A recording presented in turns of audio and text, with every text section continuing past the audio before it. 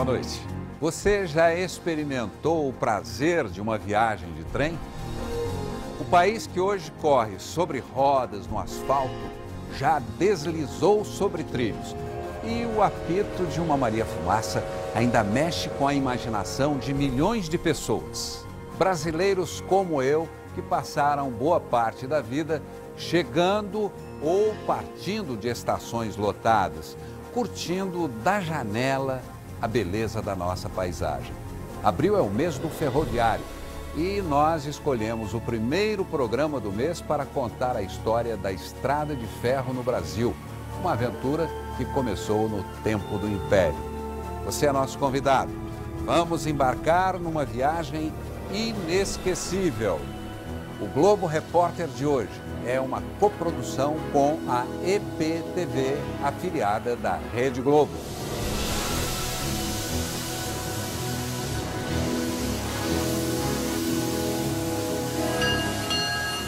A vida se anuncia. Nas linhas do destino, uma grande jornada. Na velocidade do trem-bala. Ou na lenta contemplação da Maria-Fumaça. Tudo depende do olhar de cada passageiro. Sempre tem um ribeirãozinho, você viu lá? É um percurso com oscilações, trechos difíceis, mas também emoções. Fazem a viagem valer a pena.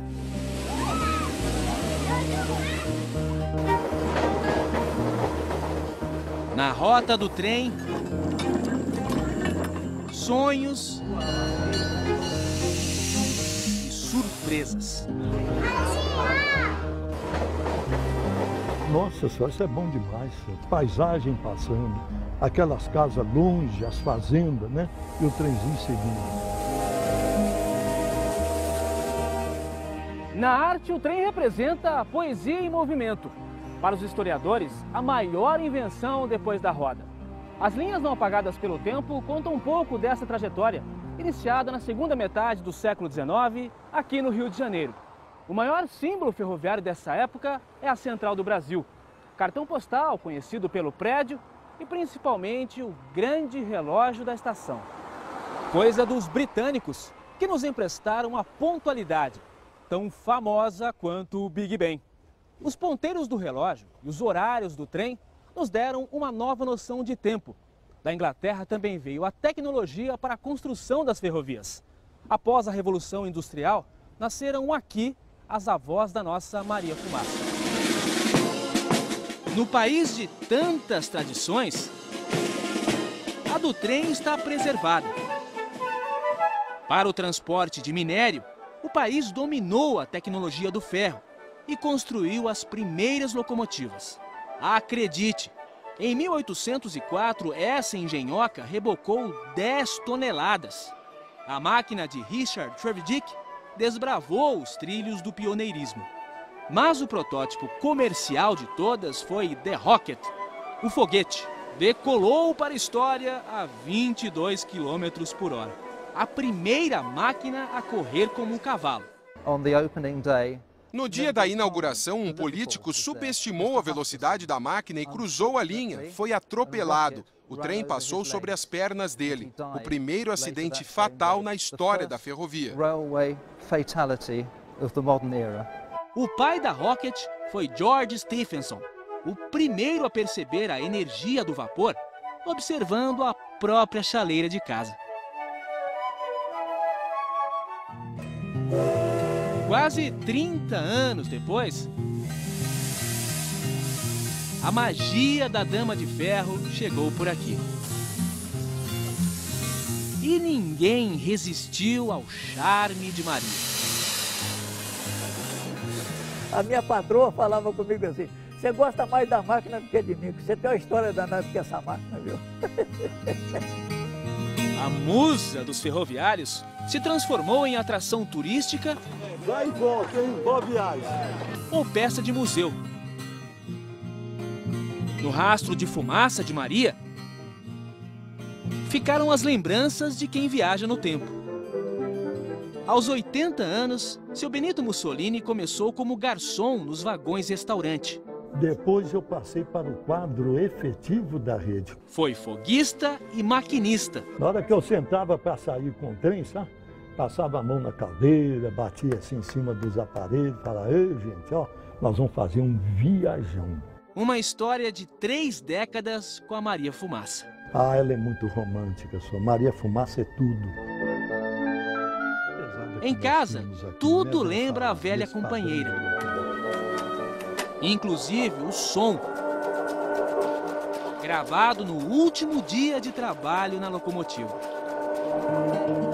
Eu só espero quando chegar a minha ocasião de ir lá para cima, Deus me permita levar isso tudo dentro da cabeça, sabe?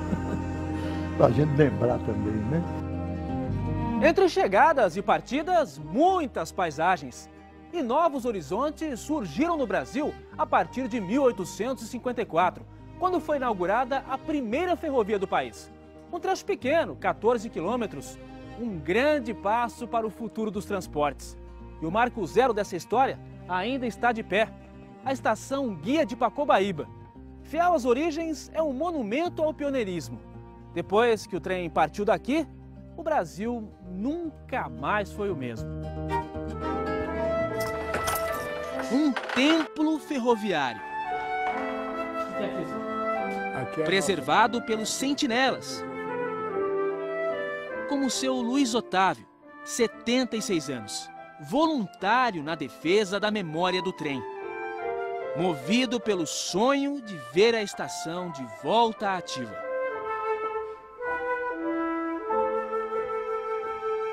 Eu digo mais, um dia, se essa estrada de ferro reativar, eu não faço mais questão de viver. Por quê, hein? Cumpriu o objetivo, né?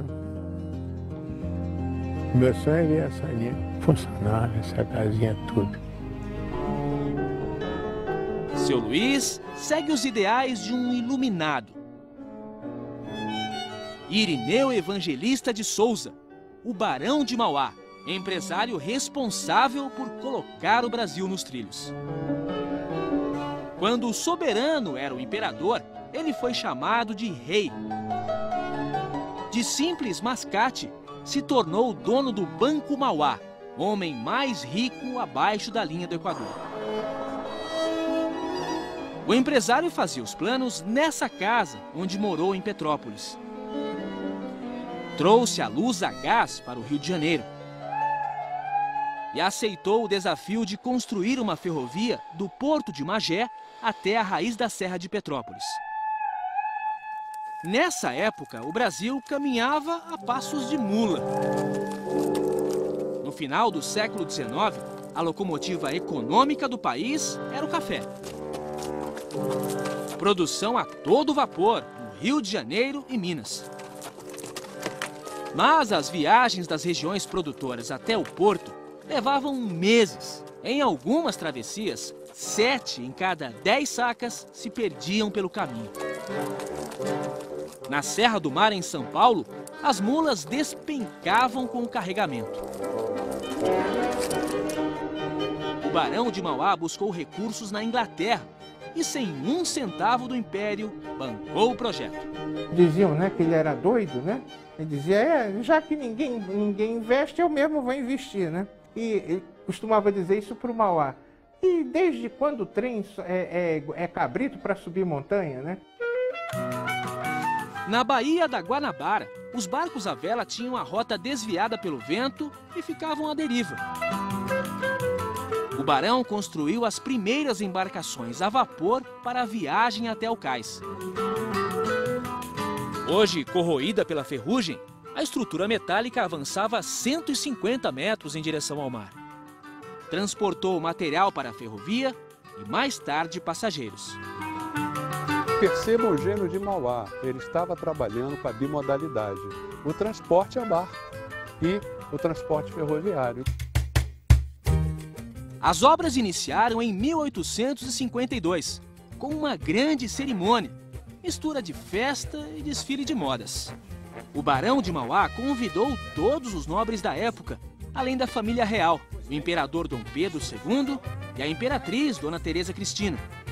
O Barão de Mauá entregou ao imperador uma pá de prata e pediu a Dom Pedro que fizesse as primeiras escavações.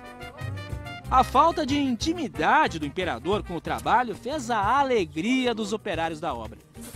Depois de tanto embaraço, o esbaforido Dom Pedro II desapareceu da festa. Sob o comando de engenheiros ingleses, mais de 200 homens construíram a estrada de ferro Mauá na base da picareta. Em 2 anos, a obra foi concluída, transformando a viagem do cais até a Serra de Petrópolis de 2 horas em 30 minutos. O passeio inaugural foi na locomotiva Baronesa, homenagem à esposa do barão, Dona Maria Joaquina. 4 vagões percorreram o primeiro trecho sobre trilhos em solo brasileiro. E os 26 km por hora assustaram quem estava acostumado à velocidade das mulas. A estrada de ferro que abria os caminhos do Brasil é hoje rota para lugar nenhum. Apenas um trecho da estrada original roda nos trilhos de subúrbio. E aqui o Barão de Mauá chegou ao fim da linha, derrotado por um gigante chamado Serra da Estrela. Ele esbarrou nesse paredão, diferença de 870 metros até Petrópolis, ele não conseguiu. O Redentor chegou de trem ao Morro do Corcovado. As peças foram levadas pelo veículo que hoje transporta os turistas.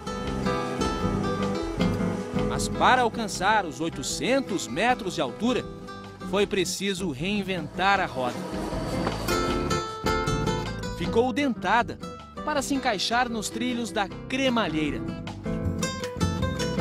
Sistema criado na Suíça, usado até hoje em grandes inclinações.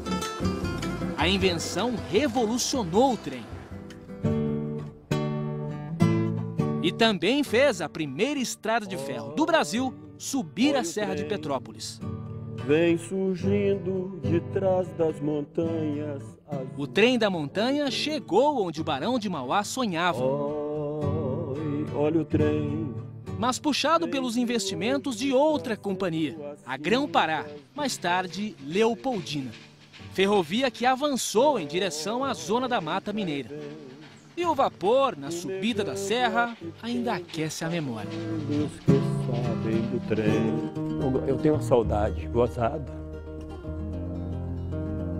Uma saudade que eu tenho.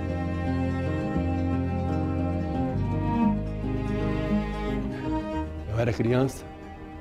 Aqui nessa estação aqui, ó, que coisa bonita que era. Você vê chegar o trem. Naquela época eu era moleque.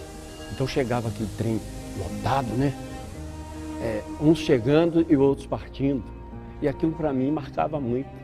Misturava um pouco da neblina com aquela fumaça da locomotiva, aquilo tudo, então isso fica muito na lembrança.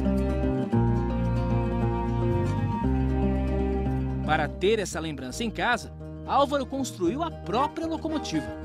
Qual que é mais bonita? Aquela lá, né?